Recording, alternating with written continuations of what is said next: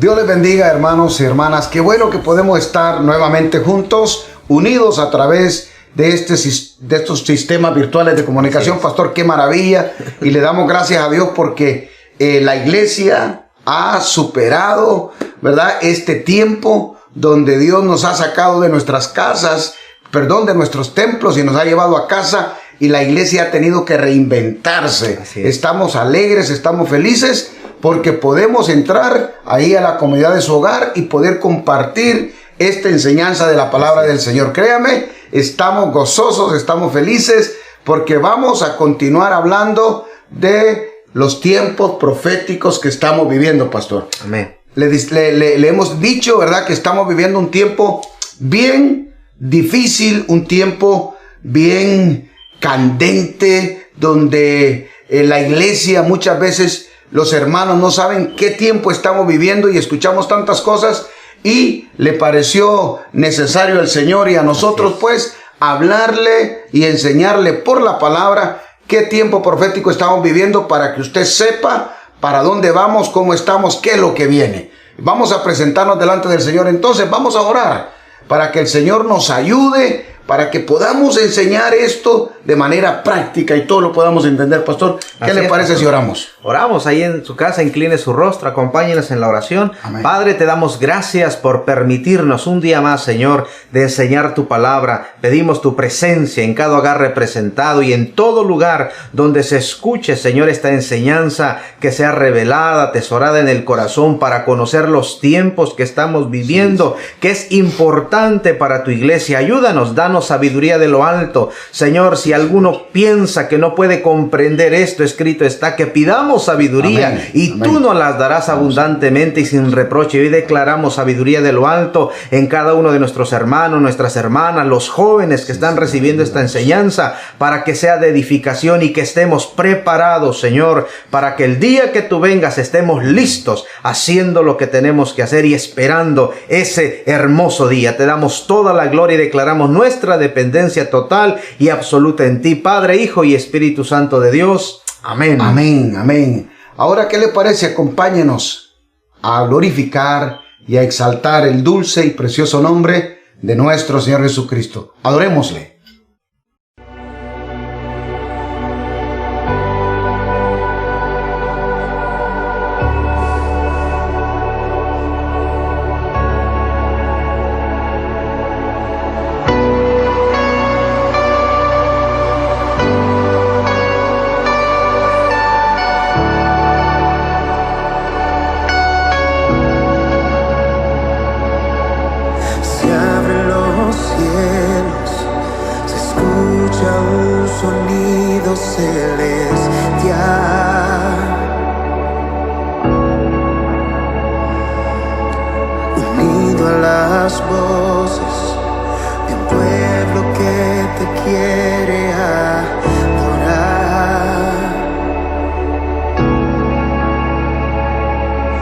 El Espíritu de Dios se mueve libre en este lugar.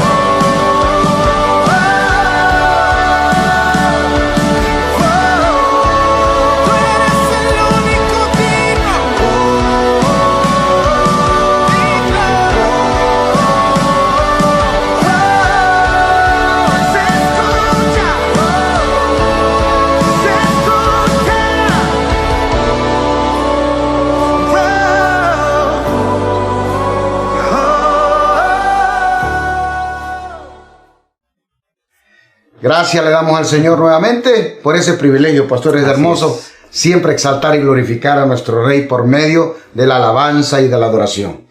Vamos a ir al tema, pastor, porque hay mucho que hablar, mucho que discutir, mucho que enseñar, y como siempre esperamos que usted tenga su Biblia y su cuaderno de notas, porque hay datos que usted necesita, ¿verdad?, tener apuntados. Así es. Estamos hablando sobre el capítulo 7 de Daniel. Vamos a hablar hoy sobre el capítulo 7 de Daniel, que es el capítulo paralelo del capítulo 2 de Daniel, donde Dios le reveló a Nabucodonosor, un rey pagano, le reveló todos los reinos que iban a existir en la faz de la tierra hasta su segunda venida. Ese libro de Daniel, pastor, escrito 600 años antes de nuestro Señor Jesucristo, 2600 años antes de nosotros, que revela todo el acontecer profético que iba a existir desde el año 2600 hasta la segunda venida del Señor. Está claramente especificado ahí en el libro de Daniel, lo que se conoce como los tiempos de los gentiles, pastor. Así es. Y hablando de los tiempos de los gentiles, en el Evangelio de Lucas, en el capítulo 21, verso 24, ahí habla de los tiempos gentiles. Pastor, ¿a qué se refiere la palabra cuando dice que Dios le mostró a Daniel el tiempo de los gentiles? Es interesante porque esa cita que usted menciona, pastor, dice: y caerán a filo de espada y serán llevados cautivos a todas las naciones, y Jerusalén será hollada por los gentiles hasta que los tiempos de los gentiles se cumplan. Y es interesante porque hasta este momento lo que Dios le muestra al rey Nabucodonosor y lo que Dios le muestra a Daniel, ¿verdad?, de las dos perspectivas, al hombre natural y al hombre espiritual. Ajá. Le está mostrando que hasta este momento los gentiles, que son los reyes, tienen el dominio, tienen el poder sobre todas las cosas, hasta que aparezca el quinto reino, que es nuestro Señor, cuando viene a establecer su reino por 1000 años en la tierra. Ah, qué hermoso. Eso es maravilloso. Y quiero decirle que sí, no tiene que perder la perspectiva, ¿verdad? Para nosotros, la mayor parte de estos eventos ya pasaron, son históricos, ¿verdad? Pero para Daniel, pues nada había acontecido. Nada. Entonces, el tiempo de los gentiles, dice el pastor, comienza con la destrucción de la ciudad de Jerusalén. Así es. Allá en el año más o menos 586, cuando el imperio babilónico destruyó totalmente a Jerusalén. Ahí comienzan los tiempos de los gentiles y terminará hasta la segunda venida de nuestro Señor Jesucristo. Y todos los eventos proféticos que tenían que acontecer y que iban a pasar, Dios se lo revela a Daniel desde el año 586 hasta la segunda venida de nuestro Señor. Y es interesante, ¿verdad, pastor? Esto es increíble porque nos vamos a situar no solamente en la historia, sino en la profecía, para que entendamos dónde estamos. Entonces Daniel ha sido llevado cautivo a Babilonia con sus 3 amigos, que son los que sobresalen en el imperio babilónico, son parte del consejo, del gobierno de Nabucodonosor, ¿verdad? Ellos son exaltados, Daniel y sus amigos son exaltados porque Dios no solamente le revela el sueño de Nabucodonosor, sino también le revela el significado, ¿verdad? Y Nabucodonosor tiene este sueño interesantísimo, ¿verdad? Una imagen con la cabeza de oro, con el pecho y las manos de plata, con el vientre y la cadera de bronce, y las piernas y los pies de hierro, y los dedos mezclados de los pies mezclados con barro. Daniel recibe el sueño y la revelación y se lo da a Nabucodonosor. Él se lo revela en el capítulo 2, del cual ya hablamos, ¿verdad? Entonces, usted habló, pastor, que Dios le revela a Nabucodonosor los eventos hasta el final, de manera al hombre natural, ¿verdad? Por valores, por oro, plata, bronce, hierro. Pero ahora en el capítulo 7, Dios se lo muestra a Daniel, al siervo de Dios. Ahora, ¿cómo Dios le muestra a la iglesia? ¿Cómo Dios le muestra a sus hijos cuáles van a ser los eventos proféticos que van a acontecer hasta el final? Y eso es lo que vamos a hablar en este tiempo. Quiero hacerle un paréntesis, porque quiero que sepa ¿verdad? Que toda la historia de la humanidad comenzó allá en el Medio Oriente, pastor. Así es. ¿Ok? Todo comenzó en el Medio Oriente. Y tengo que decirle que allá donde comenzó, allá va a terminar. Por eso no queremos que usted pierda de vista el Medio Oriente, que antes se llamaba Palestina, ¿verdad? Antes se llamaba Palestina. Hoy le decimos Medio Oriente, ¿verdad? Y las naciones que conforman el Medio Oriente tienen una participación activa en el final de los tiempos. Y eso es lo que vamos a discutir en esta, y vamos a enseñar en esta clase. Daniel está parte del imperio babilónico. Nabucodonosor muere. Así es. Nabucodonosor muere y su hijo, ¿verdad? Toma el reino. Así es. Entonces, dice Daniel, ¿verdad? Que en el primer año de Belsasar, que es el hijo de Nabucodonosor, Daniel tiene un sueño, una visión. ¿De qué habla, pastor? Dice, en el primer año de Belsasar, rey de Babilonia, tuvo Daniel un sueño y visiones en su cabeza mientras estaba en su lecho. Luego escribe el sueño y relata lo principal del asunto. El verso 2 dice, miraba yo en mi visión de noche, y he aquí que los 4 vientos del cielo combatían en el gran mar. Y 4 bestias grandes, diferentes la una de la otra, subían del mar. Vamos a dejarlo ahí, porque queremos llevarlo despacio, pastor. Vamos a llevarlo despacio para que entiendan. Acuérdese que el idioma que de la profecía apocalíptico no lo podemos interpretar como está escrito, ¿verdad? Literal. Daniel tiene un sueño donde dice, ¿verdad? Y relata lo principal, o sea, él no escribió todo el sueño, sino que solamente lo que a él le pareció importante del sueño, pero con solo lo que relata nos deja a nosotros, ¿verdad? Así es. Orando y viendo qué es lo que quiere decir, pero dice que él vio en su sueño, en su visión, los 4 vientos del cielo que combatían en el gran mar. Así es. Y lo primero que usted y yo tenemos que entender aquí es que la palabra vientos, en el hebreo, pastor, viene de una palabra que se llama ruaj, vientos, que es traducida a espíritu. Por lo tanto, si usted lee cuidadosamente, el viento no pueden combatir contra vientos, o sea, el viento no puede combatir contra vientos. Entonces, es lógico y es hermenéuticamente perfecto que nosotros asumamos aquí que la palabra vientos es espíritu. Por lo tanto, quiere decir, ¿verdad?, que Daniel vio en la noche y los 4 espíritus del cielo combatían en el gran mar. Pastor, cuando habla de que estos 4 espíritus combatían en el mar, ¿a qué se está refiriendo, pastor? Bueno, como usted bien menciona, ¿verdad? Así como los espíritus, ¿verdad? Los vientos son espíritus, también el gran mar es una metáfora, pastor, que designa a la muchedumbre de hombres paganos, o sea, el mundo.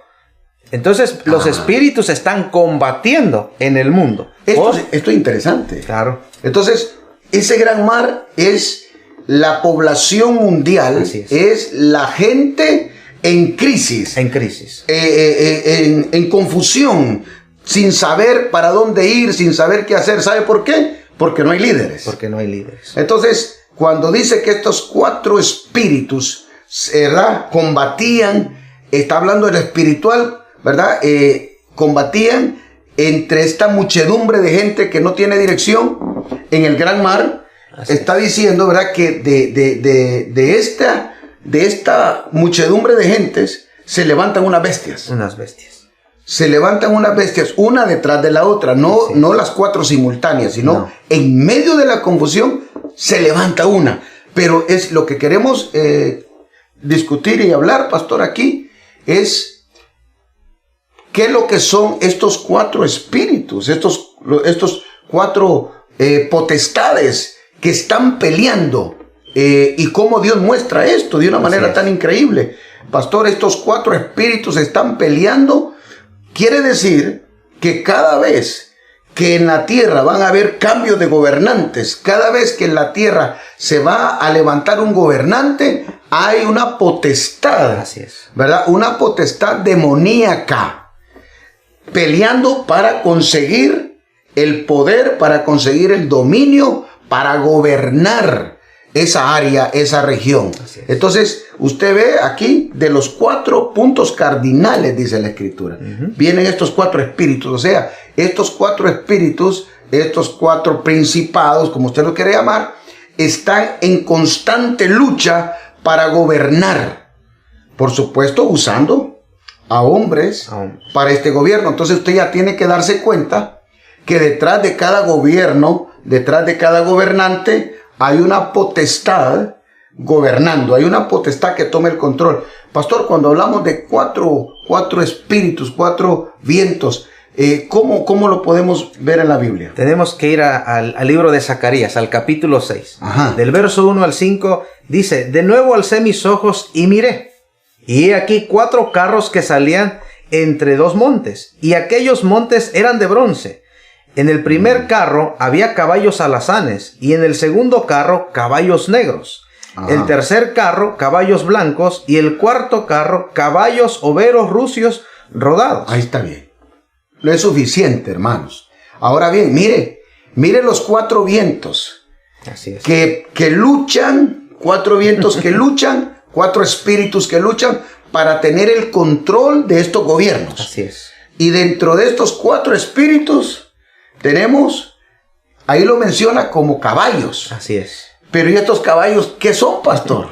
Son los jinetes, podemos decirlo así, que van a traer, pastor, el juicio, ¿no? Que van a venir a combatir por el dominio, por el poder, y cada uno tiene autoridad, ¿verdad? Como usted bien dijo, la sociedad no tiene líderes, no hay dirección, y estos vienen a matar, vienen a destruir. Entonces vemos cómo Zacarías lo describe, y él dice en el verso 5, estos son los 4 vientos. Ok. Entonces son 4 espíritus que gobiernan. Entonces imagínense, los caballos según los colores tienen un significado. Tienen ¿verdad? un significado. Entonces lo podemos ver ahí en el capítulo 6 de Apocalipsis. Así es también. Ahí está claro, ¿verdad? Y pastor, ¿nos podría decirnos cuál es el significado de cada uno de estos espíritus? Dice el libro de Apocalipsis, pastor, el verso 2, hablando del caballo blanco, dice que es el que lo montaba, tenía un arco, y le fue dado una corona, y salió venciendo y para vencer. Entonces el jinete del caballo blanco, ¿verdad? No es Jesús. No. Este es el anticristo, ¿verdad? Que cuando se manifiesta, es el espíritu del anticristo, que está activo. El espíritu del anticristo está activo. Así es. El mismo el apóstol Juan dice, ¿verdad? Que todo, y define quién es anticristo, ¿verdad? Es aquel que niega que Jesucristo es el Hijo de Dios. Todo aquel que niega que Jesucristo es el Hijo de Dios es un anticristo. Entonces, este espíritu está activo. Entonces, en los gobiernos, en todos los gobiernos, siempre este espíritu va a estar presente, ¿verdad? Así es. El espíritu que niega que Jesucristo es el Señor, y usted lo puede ver hoy más que nunca entre los gobiernos, cualquier gobierno del mundo. Usted se va a encontrar facciones de gobiernos que no creen que Jesucristo es el Señor. Y, ¿verdad? Este espíritu de anticristo viene en un caballo blanco porque engaña. Aparenta. Hay gobiernos que aparentan, ¿verdad? Que son buenos, que le proveen a los pobres, que hay igualdad de clases, ¿verdad? Que le dan gratis salud, le dan gratis alimento, pero todo es una farsa para ellos tomar el control. Así es. ¿Verdad? Entonces, este espíritu está presente. ¿Cuál es el otro espíritu, pastor? Dice el mismo Apocalipsis capítulo 6, el verso 4. Ajá. Y salió otro caballo, bermejo, y el que lo montaba le fue dado poder de quitar de la tierra la paz, y que se matasen unos a otros, y se le dio una gran espada. Ahí tenemos ese espíritu que siempre está presente en las naciones también. Así es, pastor. ¿Verdad? Y este no es el espíritu de muerte. El espíritu de muerte es otro. Es otro. Pero este espíritu, el caballo bermejo, ¿verdad? Es el caballo rojo. Así es. Ese es el caballo de guerra. Entonces, ¿por qué hay guerras entre los pueblos, entre las naciones? ¿Por qué esos conflictos? Porque ese espíritu está presente en todos los gobiernos, ¿verdad? En unos más que otros, Así porque es. ellos tienen una lucha de poder. A ver cuál de los cuatro gobierna más, ¿verdad? Pero ese espíritu de guerra, ¿verdad? Es el caballo bermejo, el caballo rojo, es el espíritu que incita a las naciones a tener conflictos armados. Así es. ¿Y sabe dónde está bien presente este caballo, pastor? Este espíritu está bien presente en el Medio Oriente. En el Medio Oriente. Porque aquí no nos damos cuenta, en el occidente no nos damos cuenta, ¿verdad? Pero en el Medio Oriente, ¿verdad? Allá hay conflictos armados, ¿verdad? Hermanos, casi a diario. Allá hay luchas entre grupos étnicos, entre naciones. Estoy hablando de Siria, estoy hablando de Irán, estoy hablando de Irak, ¿verdad? El Líbano. Entonces, una constante guerra por dominio. Y la cantidad de gente que muere ahí por año, usted no lo va a creer si usted lo estudia. Entonces, ese caballo, ese espíritu está presente en los gobiernos. ¿Qué otro espíritu, pastor? Dice el verso 5, y he aquí un caballo negro, y el que lo montaba tenía una balanza en la mano. El caballo negro es el caballo del hambre, pastor. Entonces, hay gobiernos que son gobernados por Así es, pastor. por este espíritu. El caballo negro, el caballo del hambre, es el espíritu que mata a las naciones. Las tiene en unos altos porcentajes de desnutrición, de muerte, de enfermedad, ¿verdad? Entonces, este espíritu, este jinete, también es parte de los gobiernos, ¿verdad? O sea, usted va a ver que en algunos gobiernos unos gobiernan más que otros. A veces, por ejemplo, yo digo que en el Medio Oriente el caballo rojo es que gobierna más. Es que está y el caballo negro, del hambre, ¿verdad? Porque están en guerra y se están muriendo de hambre, Así pero es. no dejan de matarse. Entonces, para que usted entienda que estos cuatro vientos, esos cuatro espíritus, siguen en el área espiritual, siguen peleando, siguen viendo a ver cómo gobiernan Así es. a los hombres que reciben el poder y la autoridad aquí en la tierra. Así es. El otro, pastor. El verso 8 dice, miré y he aquí un caballo amarillo, y el que lo montaba tenía por nombre Muerte, y el Hades le seguía, y le fue dado potestad sobre la cuarta parte de la tierra para matar con espada, con hambre, con mortandad y con las fieras de la tierra. Aquí está el caballo de la muerte. Así es. Y no estamos hablando, hermanos, de la muerte normal, ¿verdad? Porque el hombre, al hombre de Dios, pues Dios nos ha dado años para vivir, ¿verdad? Nos ha dado una garantía de años, 70 y más. Y más. Cuando habla del caballo amarillo es cuando en estas naciones, en estos gobiernos, hay pestilencias, ¿verdad? Hay enfermedades, ¿verdad? Entonces, la muerte tiene potestad. Así es. Potestad sobre estos gobiernos para matar a la gente con enfermedades, con pestilencias, con accidentes. Usted ha visto todo eso, de esos casos raros, erupciones de volcanes, tsunamis. Entonces, es porque este jinete, este caballo, ¿verdad? Este espíritu tiene autoridad. Quiero decirle, ¿verdad? Que lo que estamos narrando aquí en Apocalipsis capítulo 6, se van a manifestar los cuatro al mismo tiempo en la tribulación.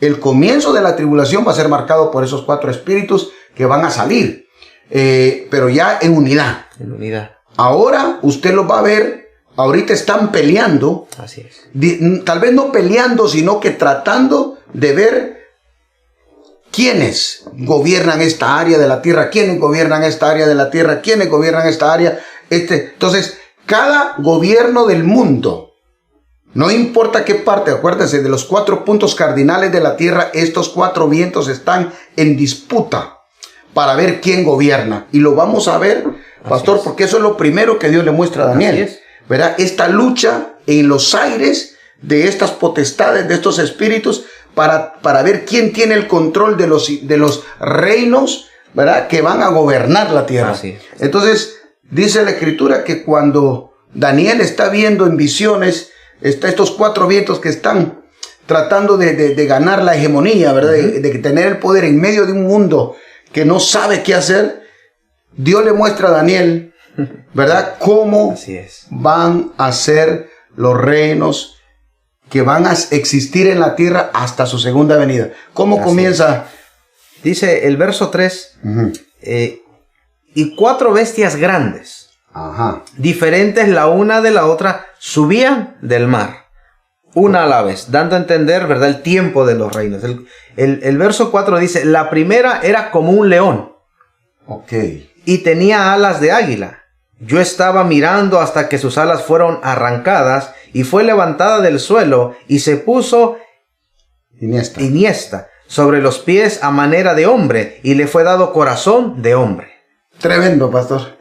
Acuérdese que Nabucodonosor tiene el sueño, ¿verdad? Y Daniel le da la revelación y le dice de la imagen, la cabeza de oro eres tú, ¿verdad? Porque Dios te ha dado toda autoridad, Dios te ha hecho a ti rey de reyes. Ahora, Dios le muestra a Daniel el imperio babilónico y se lo muestra como un animal, un animal rapaz, un animal, ¿verdad? El león es ese tipo de animal, pastor, que no le tiene miedo a nada. Así es, pastor. Un animal que cuando agarra su presa no hay forma que nadie se la quite. Entonces, lo que queremos que usted vea es cómo Dios ve el imperio babilónico, cómo Dios lo cualifica, y lo cualifica como un león. Como un león. ¿Qué le parece, pastor, esa imagen? Es tremendo, porque el león, pastor, nosotros lo vemos en lo natural. El león no le tiene miedo a nada.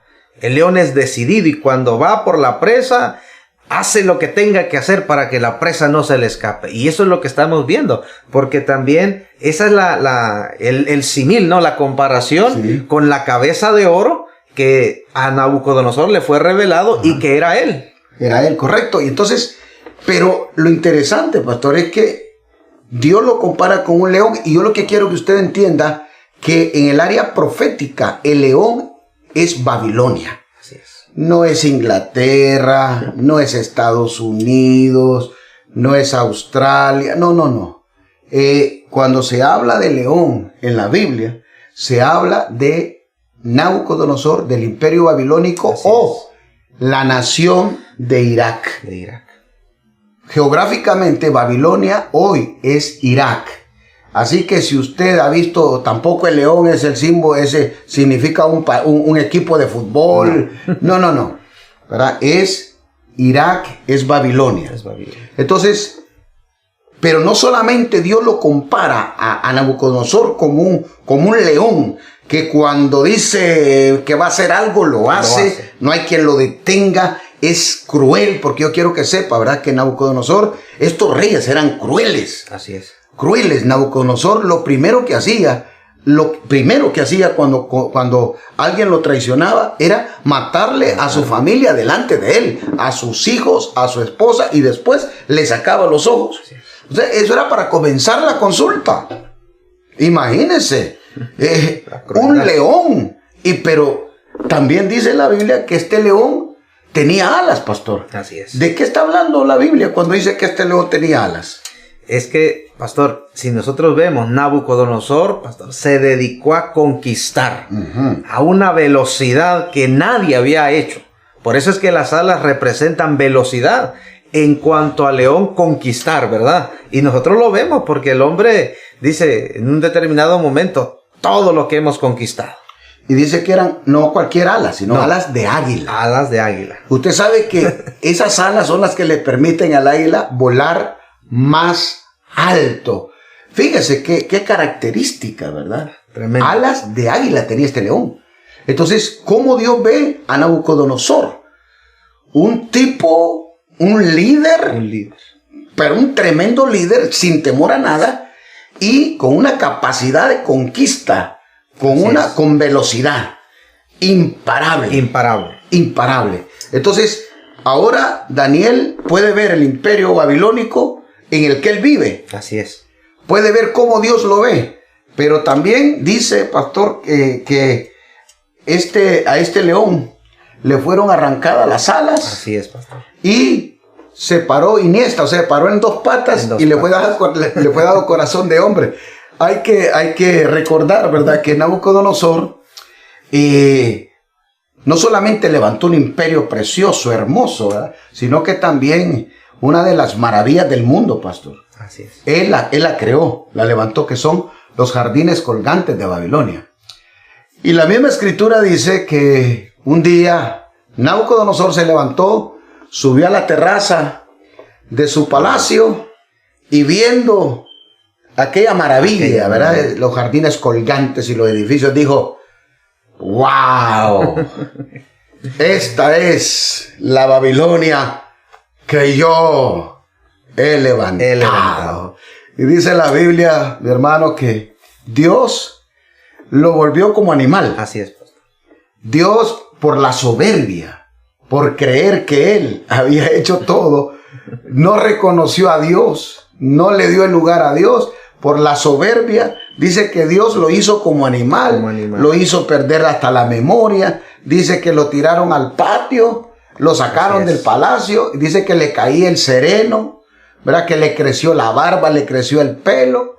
Y estuvo así, ¿verdad?, hasta que pasados un buen tiempo, dice que en medio de la locura, en medio de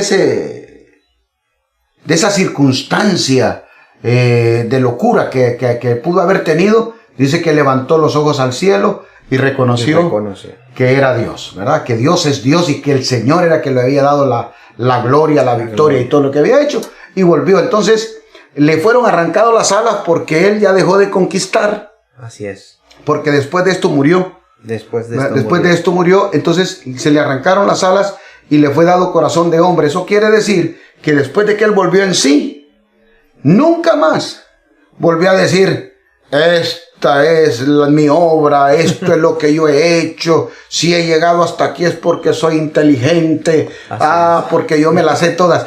A partir de que él volvió en sí, entonces le fue dado corazón de hombre. Y, ¿verdad?, el hombre ya partió y ya no pudo, las alas le fueron arrancadas. Pero esta fue la primera bestia. Esa fue la primera. Cómo Dios ve el imperio babilónico.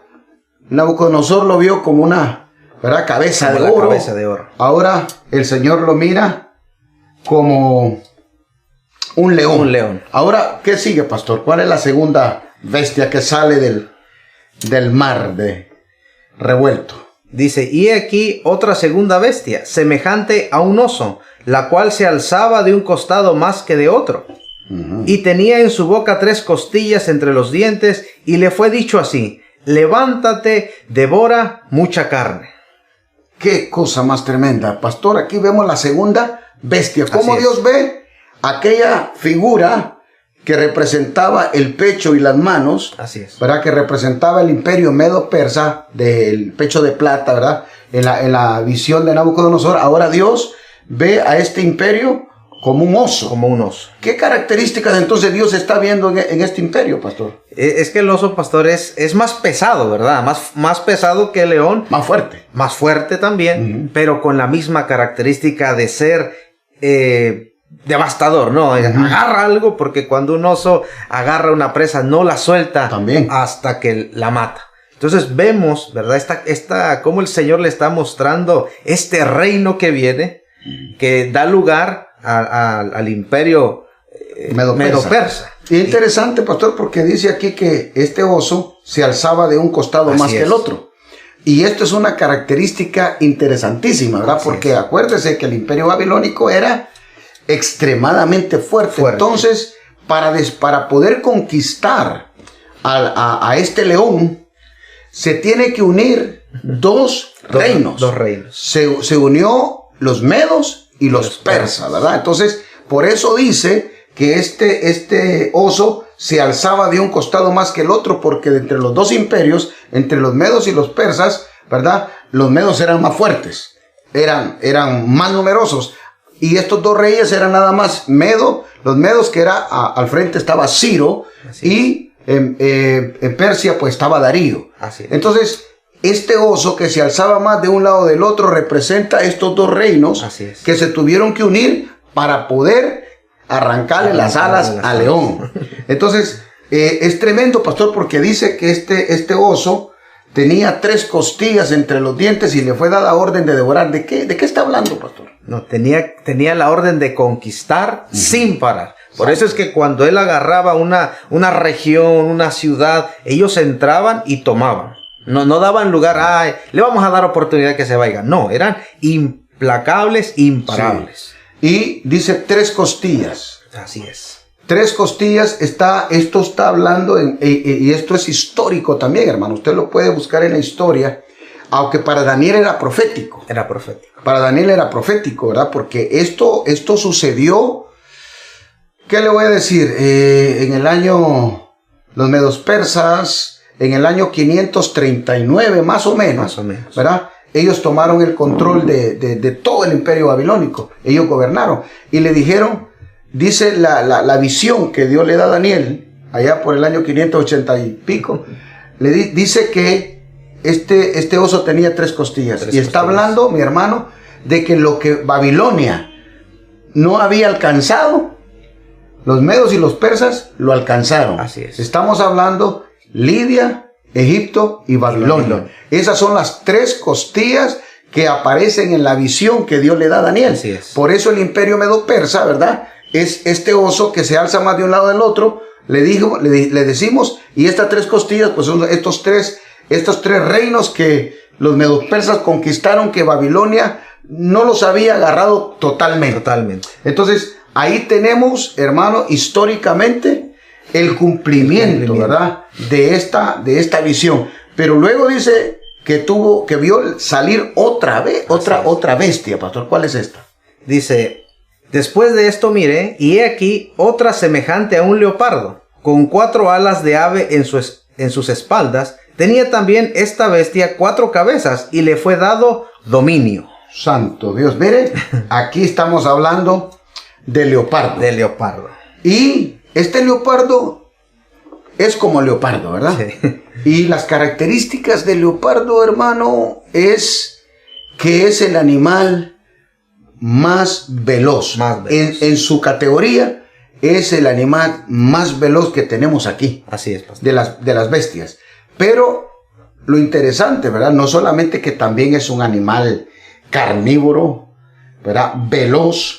Pero también dice que tenía 4 alas. 4 alas. ¿De qué estará hablando, pastor? Así como lo vimos en la primera, pastor, tenía una velocidad, no solamente porque era de los felinos el más veloz, sino que las alas le dan todavía más agilidad. Y esto, pastor, representa la monarquía griega en su apogeo bajo Alejandro Magno. Históricamente, hermanos, no ha habido ningún imperio que haya conquistado a la velocidad que conquistó el imperio griego al mando de Alejandro Magno, pastor. Se dice la historia que Alejandro Magno comenzó la conquista a los 21 años y a los 31 años había terminado de conquistar lo que a otros reinos les había llevado 50, 60 y 70 años. Alcanzarlo, Alejandro Magno lo agarró, lo conquistó en 10 años. Por esa razón, Dios le muestra a Daniel. Así es. En el año casi 600 años antes de Cristo, le muestra que se va a levantar un imperio que va a conquistar a una velocidad de leopardo, pero con 4 alas. Con 4 alas. Entonces, en 10 años, la historia dice que Alejandro Magno murió a los 33 años en Babilonia, ¿verdad? Murió.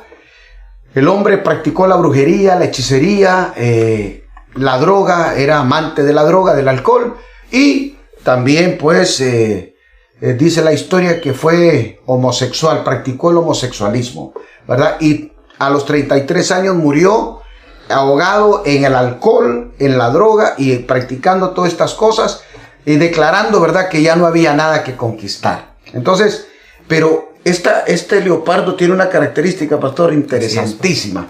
Dice que no solamente tiene 4 alas, sino también tiene 4 cabezas. ¿De qué está hablando, pastor? Estas 4 cabezas lo que representan, pastor, son los 4 generales, ¿verdad?, al mando del ejército de Alejandro Magno. Ajá. Entonces, cuando Alejandro Magno muere, pastor, cada uno de los generales digámoslo así, se dividen, se reparten el territorio que ellos habían conquistado, y a cada uno ¿verdad? Queda al frente, al mando de ciertas regiones. Ok, interesante, pastor. Entonces, quiero decirle, hermano y hermana, que el imperio griego, a la muerte de Alejandro Magno, así es, se dividió en cuatro áreas. 4 áreas. Cada general de él tomó una sección. Así es. Y queremos decirle quiénes fueron estos generales, Así pastor, es. porque queremos dejarlo en su mente y en su corazón para que usted tenga y retenga más bien. Así es. Dentro de estos 4 generales, porque acuérdese que aquí van a suceder cosas más adelante, que es necesario que usted la sepa. Estos 4 generales, pastores, ¿quiénes son y qué áreas se repartieron? El primero se le repartió Grecia y Macedonia y fue a Casandro, a uno de los 4, ¿verdad? Casandro. Ajá. El segundo es Ptolomeo y a él se le dio Egipto y Palestina. Ok, parte de Palestina. Sí. Parte de Palestina. Al tercero tenemos que se le dio Tracia, y gran parte de Asia Menor, y es Lisímaco. Y Siria y gran parte del Medio Oriente se le dieron a Seleuco. Ponga atención con este caballero. Seleuco es importante porque él es el que agarró el área de Siria, ¿verdad? Y parte del Medio Oriente. Estamos hablando del área de Irak, Irán, o sea, de Babilonia, de Media, de Persia. Entonces, ponga atención a Seleuco, porque más adelante va a aparecer la descendencia de este hombre, es la que hace cosas que están marcadas en la palabra de Dios. Entonces, el imperio griego queda con los 4 generales al mando, ¿verdad? Alejandro Magno se muere y estos 4 generales gobiernan el imperio. ¿Hasta cuándo gobiernan, pastor? Hasta que venga. Hasta que viene la otra bestia. ¿Qué es lo que dice? Dice el verso 7, después de esto miraba yo en la visión de la noche y he aquí la 4ª bestia, espantosa y terrible, y en gran manera fuerte, la cual tenía unos dientes grandes de hierro, devoraba y desmenuzaba, y las obras hollaba con sus pies, y era muy diferente a todas las bestias que vi antes de ella, y tenía 10 cuernos. Gloria al Señor. Bueno, usted se acuerda de cómo Dios se lo mostró a Nabucodonosor, ¿verdad?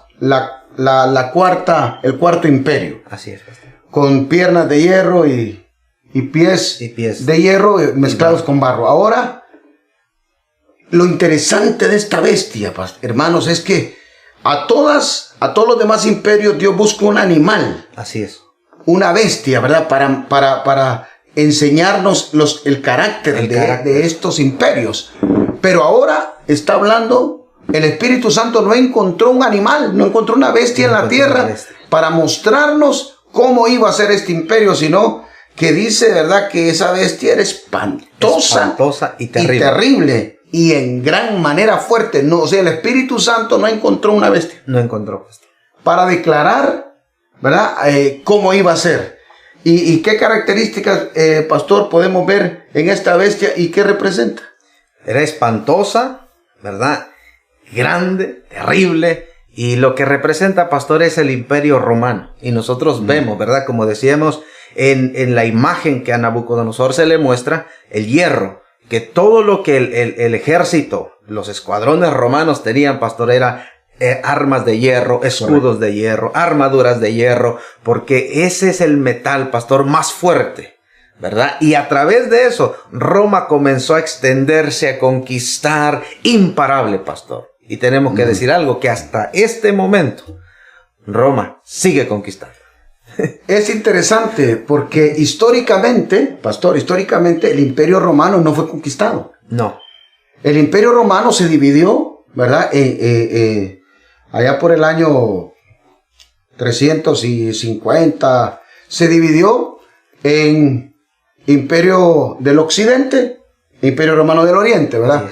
Capital, una Alejandría y el otro Constantinopla. Entonces se dividió y el imperio del occidente fue desapareciendo poco a poco, y el imperio del oriente fue tomado por los turcos, por los otomanos. Allá por el año 1453 conquistó Constantinopla, pero el imperio romano del occidente no desapareció. No. fue desapareciendo paulatinamente, no fue conquistado. Entonces, lo que hablamos es que el Imperio Romano va a resurgir. Así es, pastor.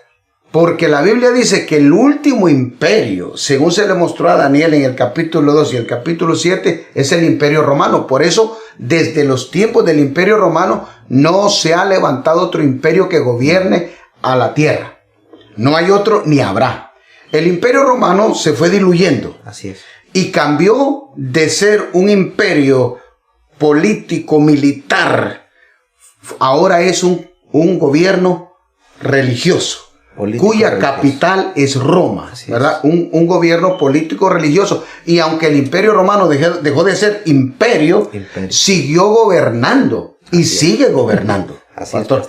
Porque si usted se va un poquito a la historia, usted se va a dar cuenta que nadie, ningún país podía poner un presidente o un gobernante si Roma, la Iglesia Católica, no daba el visto bueno. Así es. Llámese duque, llámese rey, llámese príncipe, siempre sin tener un ejército, el Imperio Romano, ¿verdad? Siempre siguió gobernando y sigue gobernando hasta hoy. El único gobierno religioso que tiene voz y tiene voto en las Naciones Unidas es la Iglesia Católica. La Iglesia Católica. ¿Verdad? Y ellos representan el Imperio Romano. Así es. Así que ellos se mantienen activos. Y va a llegar un momento, porque pastor dice al final, ¿verdad? Ya conocemos la historia del Imperio Romano y lo crueles y como la crueldad que existía en el Imperio Romano, hermanos. Yo no sé si usted ha podido tener la oportunidad de leer, pero ellos a las gentes, a los que conquistaban, los incendiaban, alumbraban Roma con gente encendida, ¿verdad? Así la quemaban, así incendiaban. Eran los que crucificaban gente, ¿verdad? Entonces eran crueles. Por eso dice que esta bestia era espantosa y terrible. Y en gran manera fuerte. Tenía dientes grandes de hierro, o sea, todo lo que agarraba lo destruía. Pero al final dice que esta bestia era tan diferente de las otras. Así es. Porque tenía 10 cuernos. 10 cuernos. Y esto es interesante, ¿verdad? Porque no ha existido dentro del Imperio Romano todavía, ¿verdad? Que el Imperio Romano se haya dividido en 10 reinos. Y que 10 reinos gobiernen el Imperio Romano. Así que eso no ha pasado. Eso está por pasar. Entonces, de esta bestia van a salir 10 cuernos. En la visión que Dios le da a Nabucodonosor, lo ve como la imagen, como los pies de la imagen, ¿verdad? Entonces, esto quiere decir que de esta bestia van a salir 10 cuernos. Y de esos 10 cuernos, que los cuernos son reyes, son gobernantes, ¿verdad? De estos 10 gobernantes, de estas 10 naciones que se van a unir en alianza, como el barro y el hierro, porque el barro y el hierro no se pueden mezclar. Estas 10 naciones del Imperio Romano, del Occidente y del Oriente, se van a unir en alianzas económicas, posiblemente. Y de esas 10 naciones que se unan, va a salir el cuerno pequeño. Van a ser 10 naciones que se van a unir, los 10 cuernos de la bestia. Así es. 10 naciones del Imperio Romano Occidental, 5 naciones del Imperio Romano Oriental. Así es. Entonces, de ahí, de esas 10 naciones, dice la Biblia, según el libro de Daniel, podemos leer eso ahí en el capítulo 7 y en el verso 8, pastor. Así es. Si lo lee, podemos, para que entremos a esa área. Mientras yo contemplaba los cuernos, he aquí que otro cuerno pequeño salía entre ellos, y delante de él fueron arrancados 3 cuernos de los primeros. Y he aquí que este cuerno tenía ojos como de hombre y una boca que hablaba grandes cosas. Ajá. Entonces, aquí Dios le muestra a Daniel. Dios le muestra a Daniel lo que ya no se le mostró allá. En el capítulo 2. No se le mostró a través de la imagen. Ahora Daniel dice que él contempla, mientras está contemplando esta bestia, está contemplando estas 10 naciones, que han hecho alianza, estos 10 gobernantes, dice que mientras él la veía, fueron arrancados 3. Ahí aparece el cuerno pequeño, ¿verdad? Y este cuerno pequeño, para salir, arranca 3 cuernos y él se convierte en el octavo. Entonces, mire qué interesante esto. Esto es muy interesante porque de estas 10 naciones que van a tener alianzas, que se han unido para sobrevivir, porque quiero que sepa, ¿verdad? Y usted tiene que saber que, por ejemplo, el petróleo, el 65%, pastor, del petróleo que necesita la humanidad y necesita la tierra para subsistir está en el Medio Oriente. Así es. ¿Verdad? Y estoy hablando de 3 países. Estoy hablando de Irak, estoy hablando de Irán y estoy hablando de Arabia Saudita. Entonces, el que tiene el control del petróleo tiene el control del mundo. Todas las guerras que usted escucha en el Medio Oriente tiene que ver con el control del petróleo. ¿Verdad? Llámese la guerra de Irak, del Golfo Pérsico, Kuwait, todas las invasiones que han hecho internamente algunas naciones allá, ha sido por el querer tener el control del petróleo, porque la energía limpia, hermanos, puede suplir la necesidad del ser humano hasta un 15-20%. Pero todavía no tenemos capacidad de decir vamos a depender de energía limpia al 100%. Es imposible. Así que siempre vamos a necesitar el petróleo para producir energía necesaria para la supervivencia del hombre. Entonces, todas las guerras se dan en el Medio Oriente por causa del control del petróleo, hermano. Entonces, es necesario que usted entienda que Europa, para subsistir, necesita petróleo porque no tienen. Entonces, el hecho de hacer alianzas tiene que ser por el gas natural y por el petróleo.